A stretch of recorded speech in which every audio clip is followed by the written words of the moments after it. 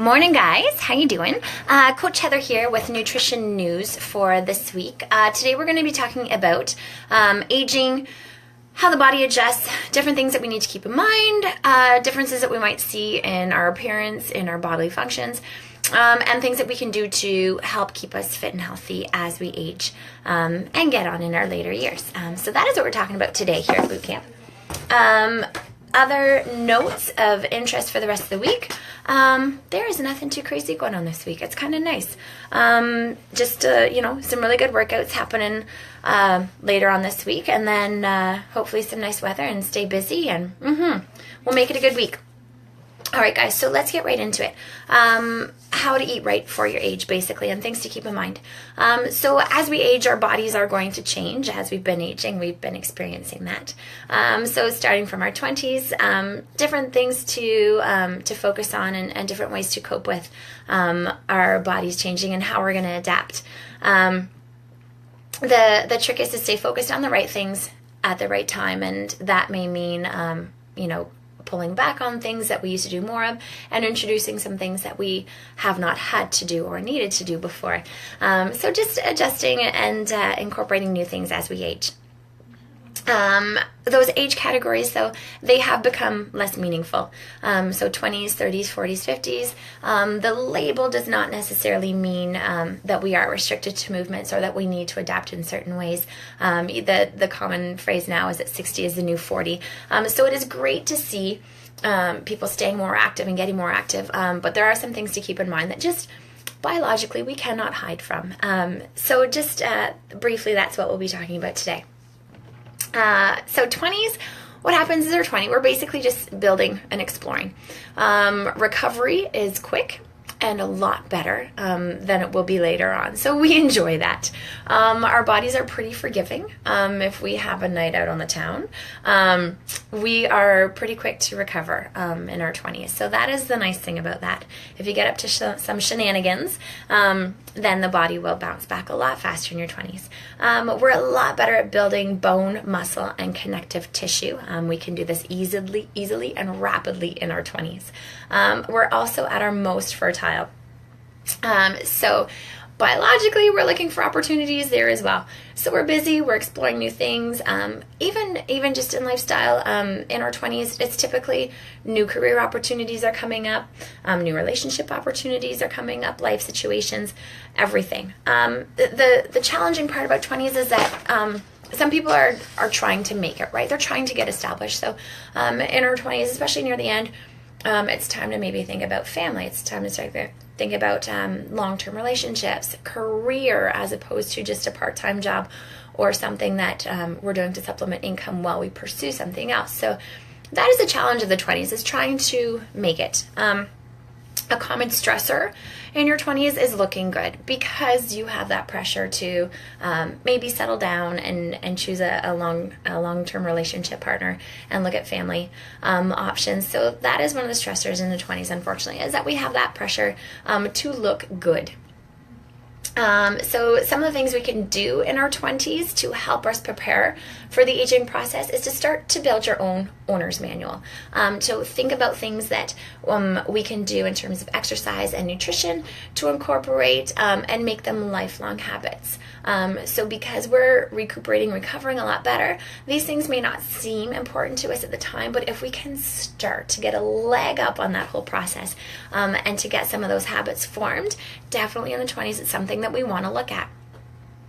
So keep these habits simple and general, things that can be adjusted easily. So if you're a student and you live in a student dorm, you may not have the flexibility, the space options to do some things that as you have a house and later on in life, you are able to get more regimented in your routine. So those routines, those habits, they do need to be a little flexible, but definitely want to start introducing those. Another thing to think about in 20 is that you may not have the budget that you will later on in life. So in terms of supplements, in terms of like protein powders, bars, things like that, you may not have the financial resources for those in your 20s, well, and later on in life too. But that definitely in the 20s, associated with student life, may not be an option. So just keep it simple and general, but we're going to try and introduce some of those healthy habits, some meal planning, some meal prepping. getting a balanced diet. So even though our bodies aren't making this necessary for us because we're recovering so quickly, it is so beneficial to start the ball rolling and get those great habits initiated. We want to weight train regularly and get enough protein. This is important for both men and women. In your 20s is a great time to be building muscle, bone, connective tissue, the foundation for your body that's going to last the rest of your life. So we need that protein to make sure that we have those building blocks to build with. So the thing in your 20s too is to consider a variety of options in terms of physical activity. So there's lots of options out there. Just having fun, exploring, and seeing what works best for you. After your 20s, we're going to move into our 30s. I'm just finishing up my 30s. I only have a couple more weeks to go. In your 30s, usually some big rewards are coming up in our 30s. So career advancement, raising kids, maybe we're buying our first houses, things like this. So it's usually some pretty big things going on in our 30s. The big thing about 30s too is that we've accumulated a lot of self-knowledge by this point. So that's a nice thing about that too. Income by now is usually more stable, so that allows us to have more of a budget, or at least know financially where we stand there. So in our 30s, we're usually still feeling pretty good. We're usually looking pretty good. We're noticing some small physical changes as we age, though. So it is not quite as easy to lose some of that body fat. It is not quite as easy to gain some of that muscle that we enjoyed in our 20s. Maybe things are a little achier or creakier, crankier in the morning when we're waking up. We don't just go springing right out of bed. And it may take a day or two for us to recover from some of our physical exertions that in our 20s we were able to bounce back that next day. So that recovery time does increase in our 30s there. And life in general just seems to be a little bit more complicated, mainly due to, mortgage, kids, all that great stuff that comes with growing up. But our lives in general do tend to get a little bit more complicated when we reach our 30s. So things we need to consider in terms of nutrition-wise. We need to look at adjusting our caloric intake and our activity levels. Our metabolism is starting to slow down. It is gradually slowing down, but it is.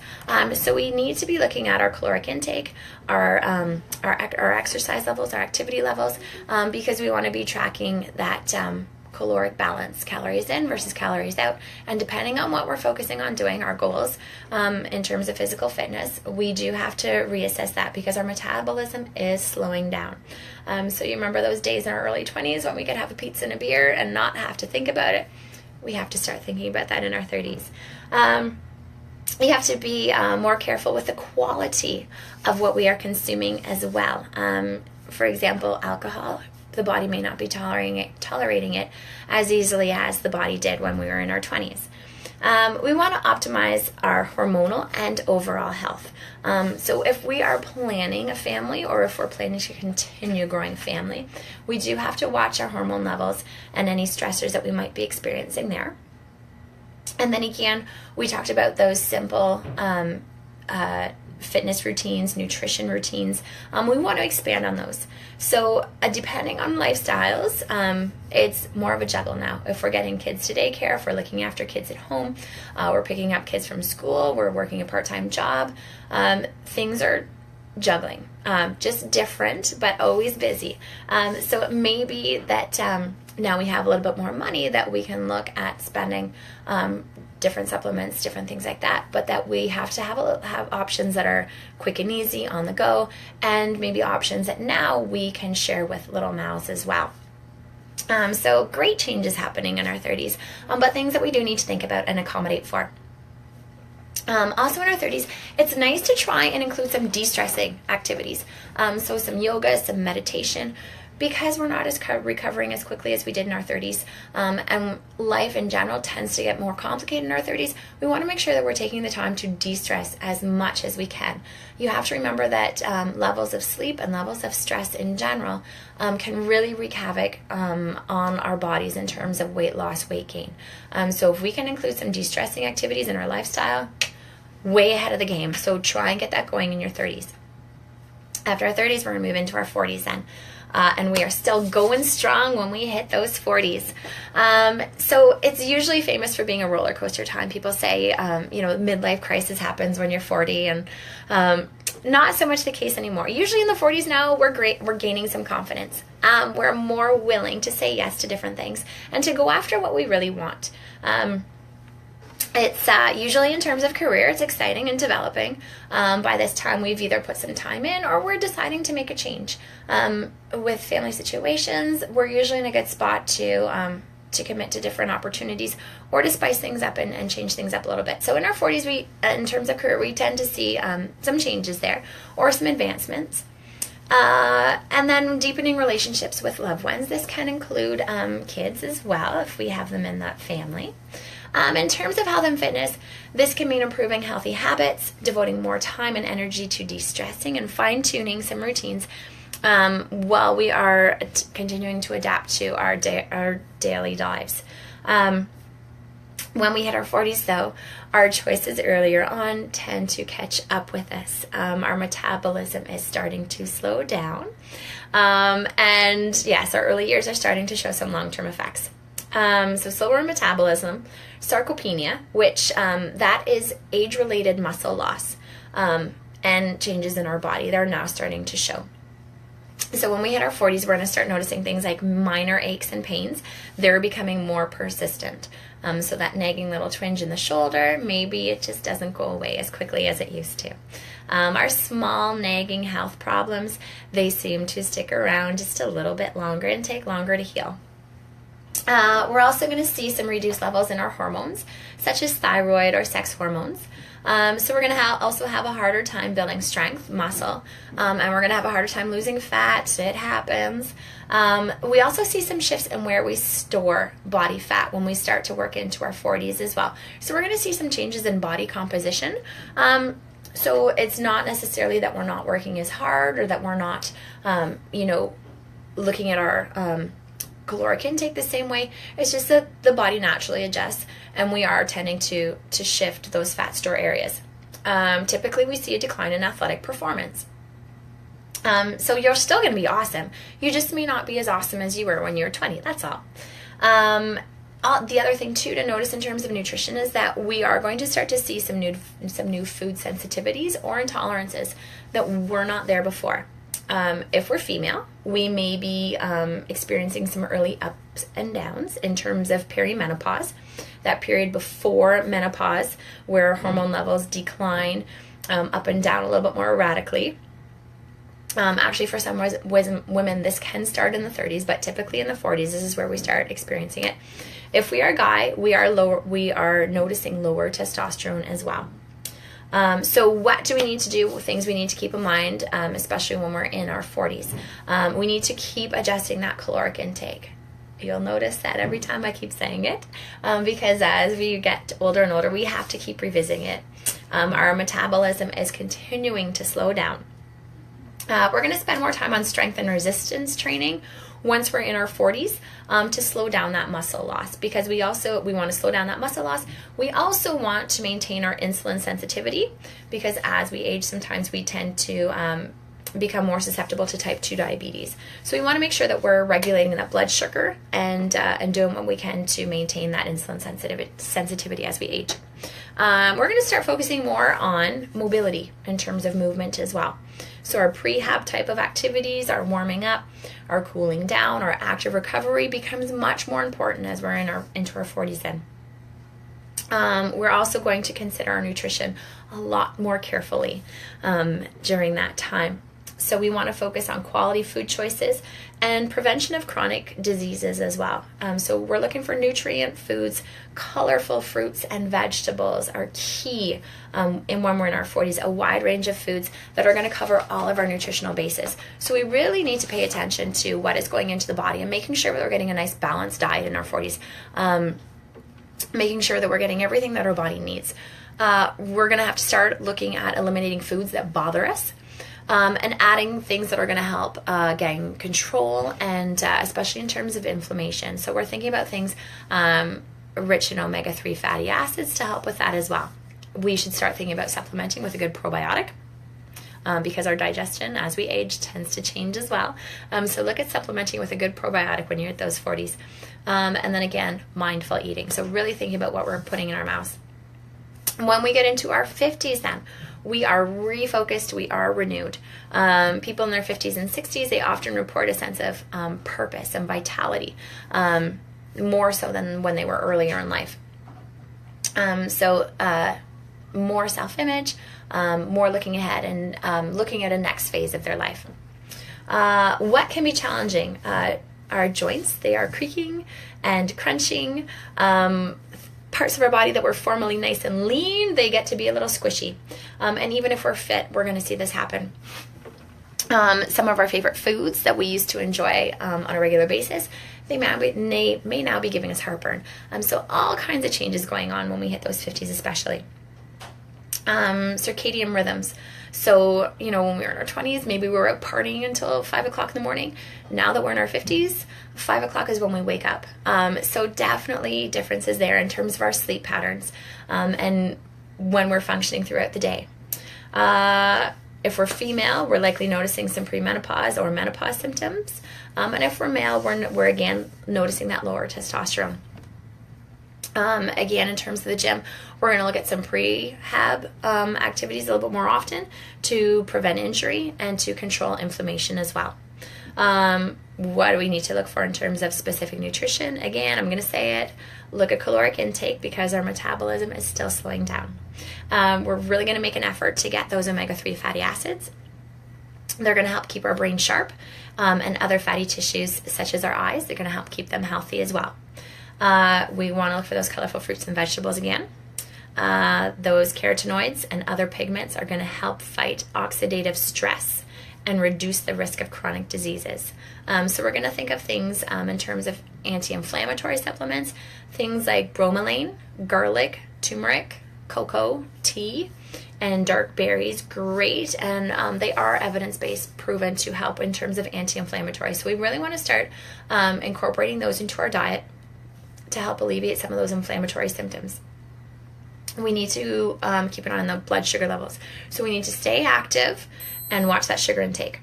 We're still going to enjoy our regular activities, but we just need to focus more on mobility, making sure that we are getting in that warm up, that cool down with those activities as well.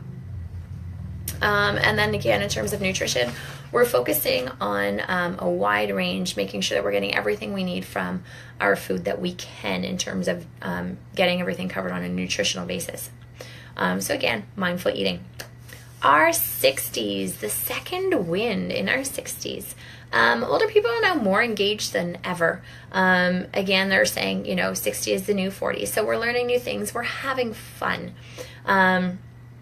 There may be new challenges, new opportunities, new ideas coming up, and we want to explore them and just have fun with it. What is going on in our 60s? So again, we want to focus on high quality, nutrient-rich nutrition options, anti-inflammatory, things that will help with pain as well, so to prevent those flare-ups.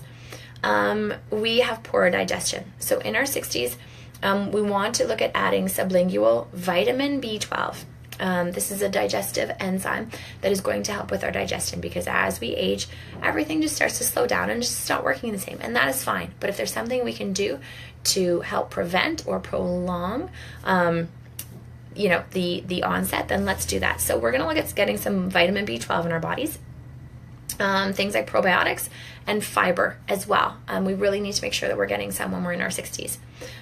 We have decreased or disrupted metabolism. So adjusting how much you eat and when you exercise on a regular basis are things that we need to look at scheduling then there as well. Exercise, obviously, we want to stay active, stay strong, stay vibrant. But why it's more important when we're in our 60s is because we want to look at maintaining that lean muscle mass and bone density. These are things that are really key as we age and get into our 60s there. So we're going to look at resistance training and any kind of activity, even walking, things like this. All good. They're going to help with balance, mobility, flexibility. So when we get a special program that's going to offer these things, we definitely want to take advantage of it. Again, we're thinking about that rehab recovery when we're working out. And we can look at movements that are going to help take some load off of the lower body. So things like rowing are good like that, cycling as well, just to take the load bearing off of the lower body as well. So lots of options to incorporate. Then 70s. One thing I want to mention about 60s too is that get your bases covered. So get to the doctor, get to the dentist, see who you need to see. 60s is usually when we start to see a lot of preventable things, or things that we just don't know about until they're there. So get to the doctor, get to the dentist, and make sure our whole body is working as best we can. And then we'll finish with 70s, guys.